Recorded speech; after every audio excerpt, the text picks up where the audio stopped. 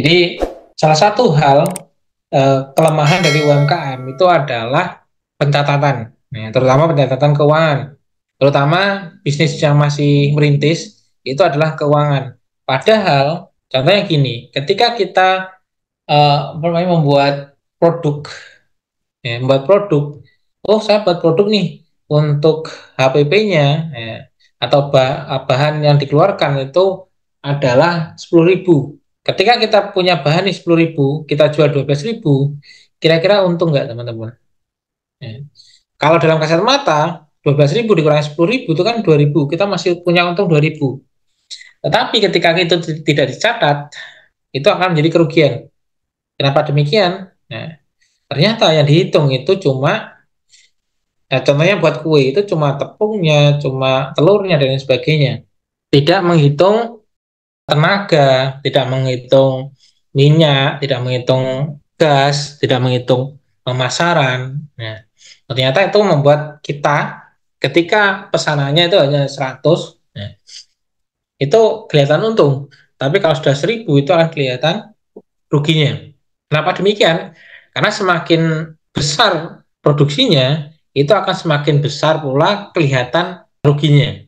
Itu. Kenapa ya kok kita jualan padahal hitung-hitungannya itu 12.000 dikurangi 10.000 itu untung.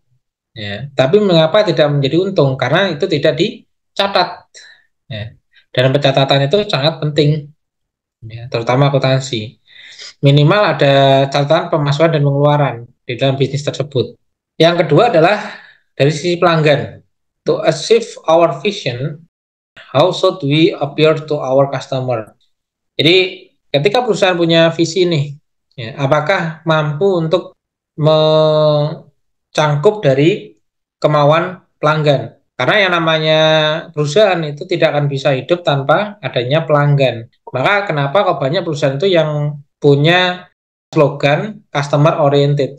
Karena yang dilayani, karena orang yang memberikan omset dan juga profit itu kan dari pelanggan. Maka kita juga harus memikirkan bagaimana produk kita itu mampu menjadi solusi bagi pelanggan. Jadi tidak hanya kita untung besar di awal, tetapi mereka tidak melakukan repeat order.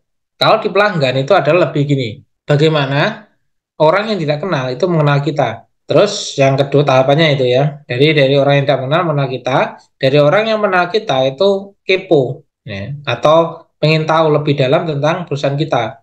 Ketika sudah tahu bagaimana mereka mau membeli, ketika mereka sudah beli, bagaimana mereka membeli lebih banyak.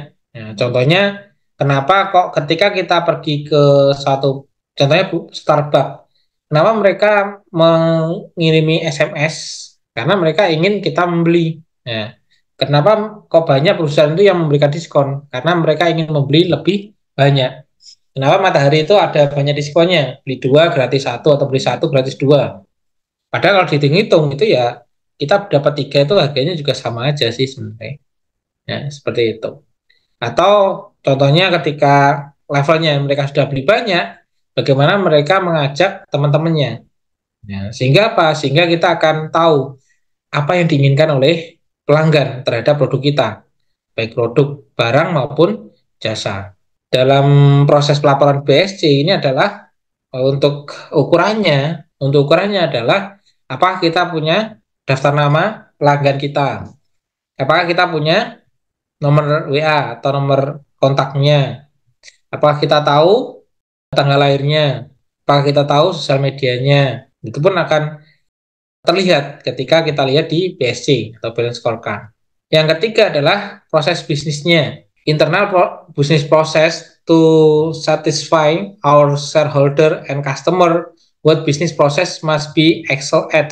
Jadi yang namanya proses bisnis internal ini tidak hanya memikirkan tentang customer saja.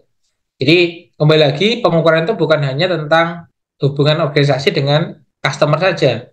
Kalau pengennya customer itu kan mendapatkan barang yang murah dengan kualitas yang terbaik. Tetapi ketika kita memberikannya sesuai dengan itu, maka stakeholder yang lain itu akan merasa kurang.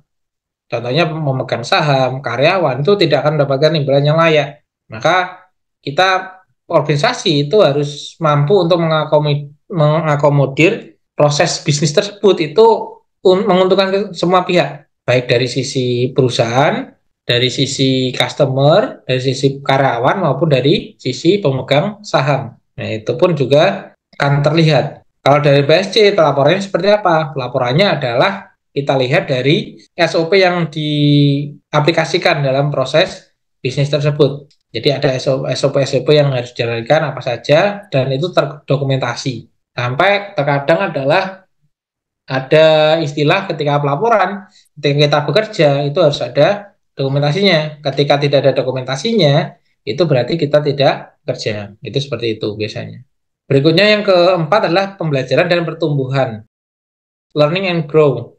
To achieve our vision, how will we sustain our ability to change and improve? Yang namanya perusahaan itu pastinya harus terus berkembang. Dalam proses balance scorecard ataupun juga perlu adanya jadwal pelatihan ataupun training. Di dalam proses, di dalam organisasi itu tentunya harus ada istilahnya upgrading atau pembelajaran ulang. Nah, meskipun mereka sudah bekerja 10, 15 tahun atau 20 tahun, mereka sudah hafal tuh dengan pekerjaannya. Nah, tetapi kita harus menyediakan waktu untuk melakukan pertumbuhan. Ya. Karena apa? Karena yang saya bilang sebelumnya, yaitu adalah tidak ada hal yang pasti di dunia ini. Hal yang pasti itu adalah perubahan itu sendiri. Nah, maka di dalam BSC ini ya, atau balance scorecard itu adalah pentingnya pembelajaran dan pertumbuhan itu melalui pelatihan, melalui outbound, melalui semacam training-training itu pun perlu dilakukan. Dan setiap divisi itu harus menyediakan hal tersebut untuk meningkatkan kapasitas dari SDM-nya. Jadi ketika kita ingin menuju ke visi dan juga strategi yang diterapkan oleh perusahaan, ya, kita harus memiliki 4 hal ini. Ya.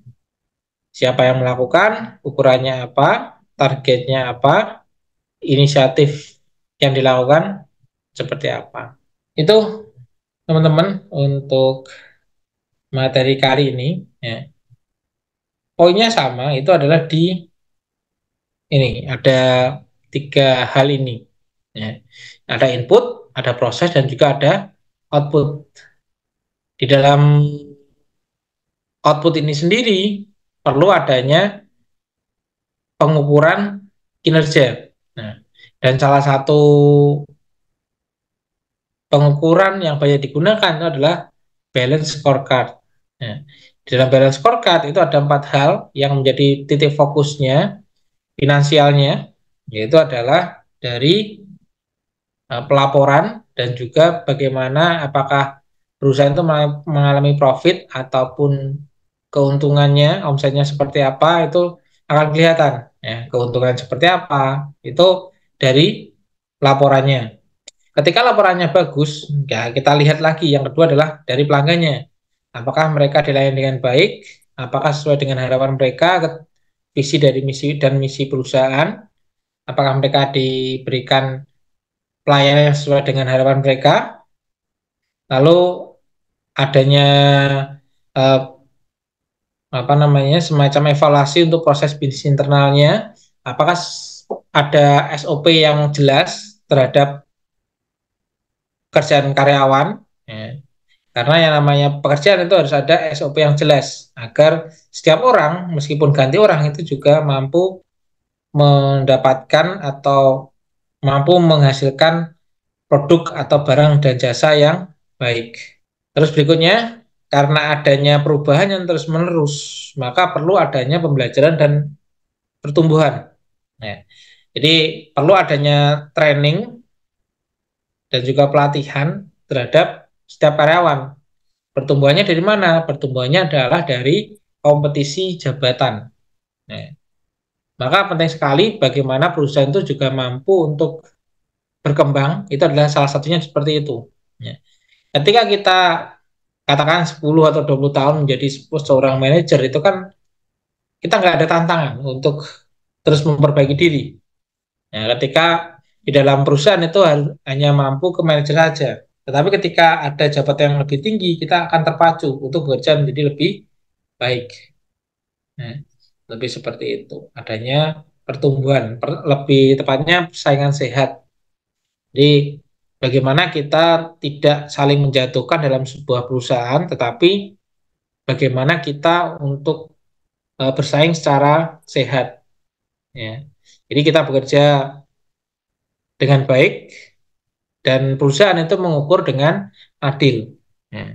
Sehingga kita punya motivasi untuk belajar dan juga bertumbuh, baik bertumbuh jabatan maupun finansial kita.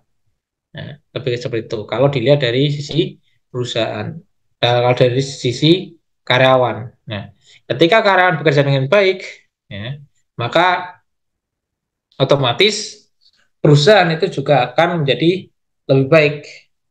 Jadi dari setiap uh, tugas individu dikumpulkan, lalu akan membentuk sebuah hasil di mana visi dari perusahaan itu tercapai.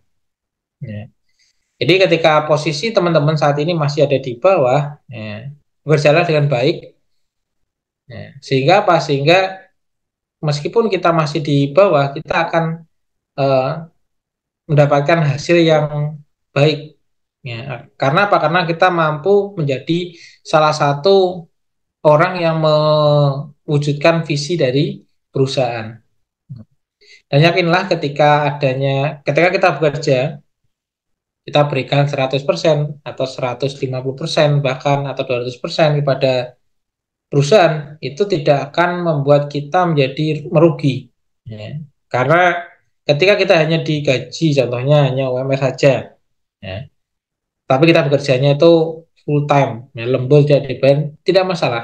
Karena itu akan menjadi pengalaman kita. Ya. Ketika kita membuka perusahaan sendiri, kita tahu bagaimana rasanya. Ya, maka kita akan memperlakukan seseorang menjadi lebih baik lagi. Ya, itu mungkin teman-teman untuk hari ini.